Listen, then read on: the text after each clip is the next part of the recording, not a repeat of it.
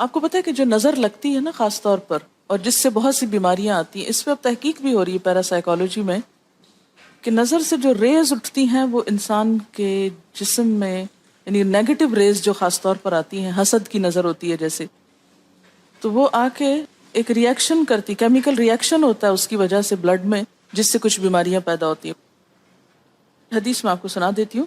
حضرت ام سلمہ سے روایت ہے کہ آپ صلی اللہ علیہ وسلم نے ایک لڑکی کے چہرے پر کالے پیلے رنگ کا نشان دیکھا تو آپ نے فرمایا اسے نظر بد لگ گئی ہے، اس پر دم کرو۔ حضرت جابر کہتے ہیں کہ آپ صلی اللہ علیہ وسلم نے آل حزم کو سانپ کے ڈسنے کی وجہ سے دم کرنے کی رخصت دی، اور آپ نے اسما بنت امیس سے پوچھا کیا وجہ ہے کہ میرے بھتیجے کمزور ہیں، کیا فقر و فاقہ کا شکار ہیں، یعنی کھانے پینے کے باوجود یہ کیوں کمزور ہیں، کیا ان کو کچھ کھانے کو نہیں ملتا؟ انہوں نے کہا نہیں، بلکہ انہیں نظر بد بہت جلد لگ جاتی ہے، تو آپ نے فرمایا ان پر دم کیا کرو۔ یعنی جس بیماری کی سمجھ میں نہ آئے کہ کھائے پیے بھی انسان جوان بھی ہو لیکن اس کو صحت ہو ہی نہ، کوئی ظاہری سبب معلوم ہی نہ ہو، تو ایسے شخص پر دم کرنا چاہیے۔ حضرت عائشہ صدیقہ کہتی ہیں کہ رسول اللہ صلی اللہ علیہ وسلم نظر بد کی وجہ سے دم کرنے کا حکم دیتے تھے۔ حضرت انس کہتے ہیں کہ آپ صلی اللہ علیہ وسلم نے نظر بد اور بچھو وغیرہ کے ڈسنے سے اور پھوڑوں سے دم کرنے کی اجازت دی، یعنی پھوڑے وغیرہ جو ہوتے ہیں نا اس پر بھی دم کی اجازت دی، تو جسمانی بیماری ہے نا۔ اور نظر کے بارے میں تو یہ بھی کہا گیا ہے، حدیث میں آتا ہے کہ نظر بد کا لگنا حق ہے، انسان کو اونچے پہاڑ سے گرا سکتی، کیونکہ ہوتا کیا ہے کہ جب ایک خاص اینگل سے دیکھا جاتا ہے تو دوسرے انسان کے جسم میں جیسے لرزہ سا آ جاتا ہے نا، اور انسان ہل جاتا ہے۔ اس کی دلیل قرآن میں بھی ہے، ایک سورت کے آخر میں آتا ہے وَإِن يَكَادُ الَّذِينَ كَفَرُوا لَيُزْلِقُونَكَ بِأَبْصَارِهِمْ لَمَّا سَمِعُوا الذِّكْرَ، کہ قریب ہے کہ کچھ کافر آپ کو اپنی نگاہوں سے کیا کر دیں، پھسلا دیں جب یہ قرآن سنتے ہیں۔ یعنی وہ سننے نہیں آتے تھے، صرف آپ کو گھورتے رہتے تھے۔ اور کس لیے گھورتے رہتے تھے؟ تاکہ آپ بول نہ سکیں، آپ لرز جائیں، ڈگمگا جائیں، اپنا کام چھوڑ دیں، بری نیت سے آتے تھے۔ وَيَقُولُونَ إِنَّهُ لَمَجْنُونَ، کہتے ہیں کہ یہ تو مجنون ہو گیا۔ آپ صلی اللہ علیہ وسلم نے فرمایا نظر بد حق ہے، اگر تقدیر سے کوئی چیز سبقت لے جا سکتی ہوتی تو وہ نظر بد ہے۔ پتہ کیسے چلے؟ چل جاتا ہے، پتہ کیوں نہیں چلتا؟ مثلاً آپ کا بچہ ہنس رہا تھا، کھیل رہا تھا، دودھ پی رہا تھا کہ اچانک کوئی شخص آیا اور جب وہ اٹھا تو بچے نے شور کرنا شروع کر دیا، تو پتہ چل جاتا ہے۔ بعض اوقات گھر ہی کے لوگوں کی لگ جاتی، بعض اوقات محبت سے بھی لگ جاتی، کہ بچہ کھیل رہا تھا، آپ دیکھتے کہ وہ گر پڑا، اچانک رونا دھونا شروع ہو گیا، سر پٹ گیا۔ حدیث میں آتا ہے نظر بد انسان کو موت تک اور اونٹ کو ہانڈی تک پہنچا دیتی ہے۔ اونٹ کو ہانڈی تک پہنچانے کا مطلب کیا ہے؟ ذبح کرنا پڑ جاتا ہے، تڑپنے لگتا ہے۔ آپ صلی اللہ علیہ وسلم نے فرمایا اللہ کی قضاء اور تقدیر کے بعد سب سے زیادہ نظر بد کی وجہ سے میری امت میں اموات ہوں گی۔ آپ صلی اللہ علیہ وسلم نے فرمایا نظر بد سے اللہ کی پناہ طلب کیا کرو، کیونکہ نظر بد کا لگنا حق ہے۔ اسما بنت امیس نے آپ سے گزارش کی کہ بنو جعفر کو نظر بد لگ جاتی ہے تو کیا وہ ان پہ دم کر سکتی ہیں؟ آپ نے فرمایا ہاں، یعنی ایک عورت بھی دم کر سکتی ہے، اور اگر تقدیر سے کوئی چیز سبقت لے جانے والی ہوتی تو وہ نظر بد ہے۔ آپ نے فرمایا بے شک نظر بد انسان پر اثر انداز ہوتی ہے، حتیٰ کہ اگر وہ ایک اونچی جگہ پر ہو تو نظر کی وجہ سے گر بھی سکتا ہے، یعنی فزیکلی بھی اثر انداز ہوتی ہے۔ اور آپ دیکھیں کہ وہ قرآن پاک میں نہیں آتا وَمِن شَرِّ حَاسِدٍ إِذَا حَسَد، اور حاسد کے شر سے جب وہ حسد کرے، تو نظر بد ہوتی کس کی ہے؟ حاسد کی ہوتی۔ بری نظر کس کی ہوتی ہے؟ حاسد کی۔ تو جو صبح شام 3 دفعہ یہ پڑھتے رہیں ان کو حاسد کچھ نہیں کر سکتے، ان کا کچھ نہیں بگاڑ سکتے، جتنا چاہیں گھورتے رہیں۔ اسی طرح ابن کثیر نے کہا کہ نظر بد کا اللہ کے حکم سے لگنا اور اثر انداز ہونا حق ہے۔ تو جب اللہ کی پناہ لیتے ہیں نا قل اعوذ برب الفلق قل اعوذ برب الناس، تو آپ نے اللہ کے پناہ لے لی، شیلٹر میں آ گئے آپ۔ اب ہر چیز بیکار ہو رہی ہے، سب نظریں اور اگر لگتی بھی ہے انسان کو تو کس سے؟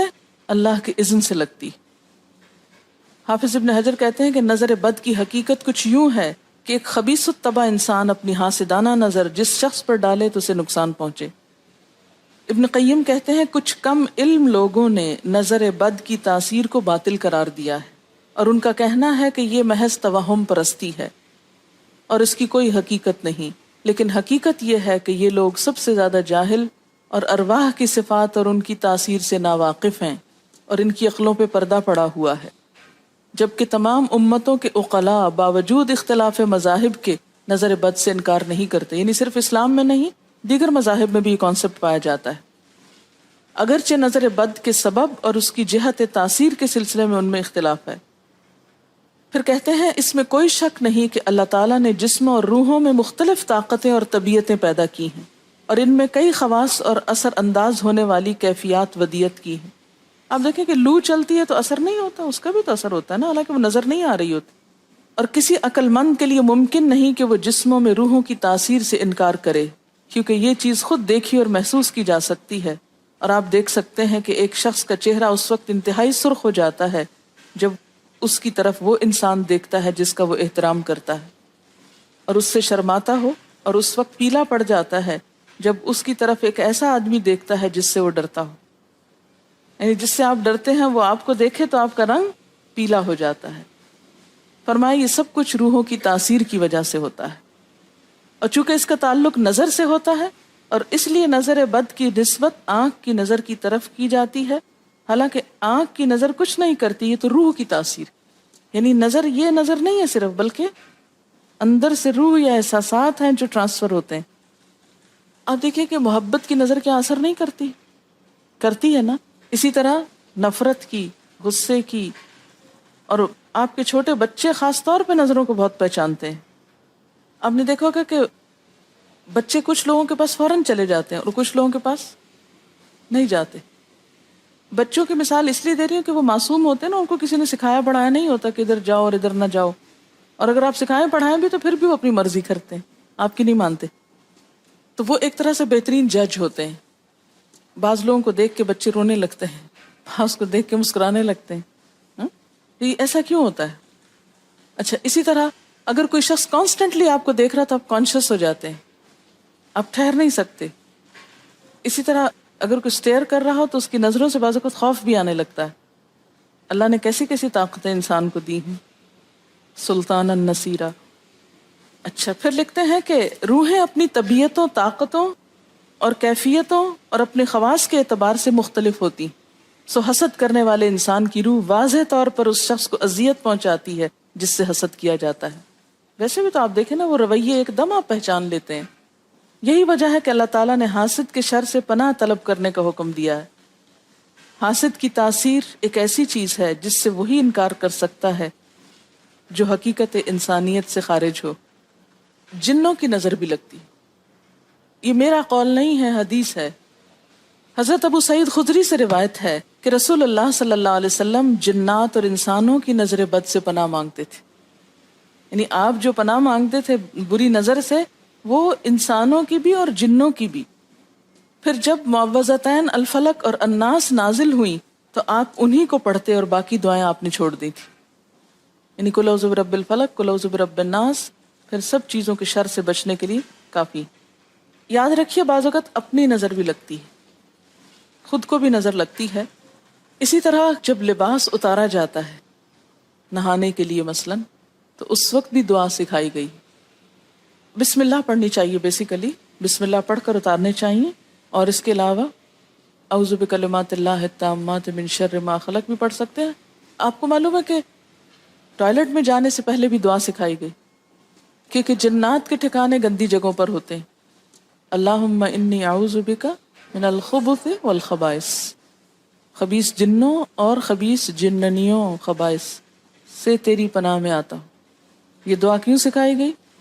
اسی لیے کہ اگر آپ وہاں پر موجود ہیں اور خصوصاً اگر آپ بے لباس ہیں تو بھی ایسی چیزوں کی نظر بھی لگ سکتی ہے اور وہ چیزیں اثر انداز بھی ہو سکتی ہیں. اسی لیے بلا ضرورت تنہائی میں بھی بے لباس ہونے سے منع کیا گیا ہے. بعض لوگوں کی عادت ہوتی ہے نا کہ وہ نہانے بیٹھتے ہیں تو وہی کپڑے دھونے شروع کر دیتے ہیں، اور نہیں، بس فوراً اپنے آپ کو ڈھانکنے کی کوشش کریں. بلا ضرورت زیادہ دیر بے لباس نہ رہیں. ایک حدیث میں آتا ہے، ابو امامہ کہتے ہیں کہ میرے باپ سہل بن حنیف نے غسل کا ارادہ کیا اور جب قمیص اتاری تو عامر بن ربیعہ ان کی طرف دیکھ رہے تھے. ان کا رنگ انتہائی سفید تھا اور جلد بہت خوبصورت تھی. عامر نے دیکھتے ہی کہا، میں نے آج تک اتنی خوبصورت جلد کسی کنواری لڑکی کی بھی نہیں دیکھی. ان کا یہ کہنا تھا کہ سہل کو شدید بخار شروع ہو گیا. چنانچہ نبی صلی اللہ علیہ وسلم کو یہ قصہ بتایا گیا اور آپ سے یہ بھی کہا گیا کہ سہل کی حالت یہ ہے کہ وہ سر بھی نہیں اٹھا سکتا. آپ نے پوچھا، کیا تمہیں کسی پہ شک ہے؟ انہوں نے کہا، جی ہاں، عامر بن ربیعہ پہ ہو سکتا ہے. آپ نے انہیں بلوایا اور ناراضگی کا اظہار کرتے ہوئے فرمایا، تم میں سے کوئی ایک کیوں اپنے بھائی کو قتل کرتا ہے؟ کیا تم بارک اللہ نہیں کہہ سکتے تھے؟ اس لیے اب غسل کرو، اور اس غسل کا پانی کس پہ ڈالا جائے؟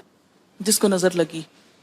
عامر نے اپنا چہرہ، ہاتھ، کوہنیاں، ٹخنے، پاؤں اور اپنی چادر کے اندرونی حصے دھوئے. پھر اسی پانی کو آپ نے سہل کے اوپر پیچھے سے بہا دیا، یہ نہیں کہ اس کے منہ پہ ڈالا، پیچھے سے بہا دیا، اور سہل فوراً ٹھیک ہو گئے. اس کا طریقہ بتایا کہ اس غسل کا ابن شہاب زہری کا کہنا ہے کہ ہمارے زمانے کے علماء نے غسل کی یہ کیفیت بیان کی ہے، جس آدمی کی نظر لگی ہو اس کے سامنے ایک برتن رکھ دیا جائے جس میں وہ سب سے پہلے کلی کرے اور پانی اسی برتن میں گرائے، پھر اپنا چہرہ دھوئے، پھر اسی پانی کے ذریعے اپنے ہتھیلیاں، دائیں ہاتھ اور ہتھیلی پہ پانی بہائے، پھر بائیں پر، اور پھر دائیں کوہنی پر، پھر بائیں کوہنی پر، پھر بائیں ہاتھ سے اپنا دایاں پاؤں دھوئے، پھر دائیں ہاتھ سے بایاں پاؤں دھوئے، اور پھر اسی طرح گھٹنوں پہ پانی بہائے. اور پھر یاد رہے کہ سارا پانی برتن کے اندر جائے، اور اس کے بعد جس شخص کو نظر لگی ہو اس کے سر کی پچھلی جانب سے وہ پانی ایک ہی بار بہا دیا جائے.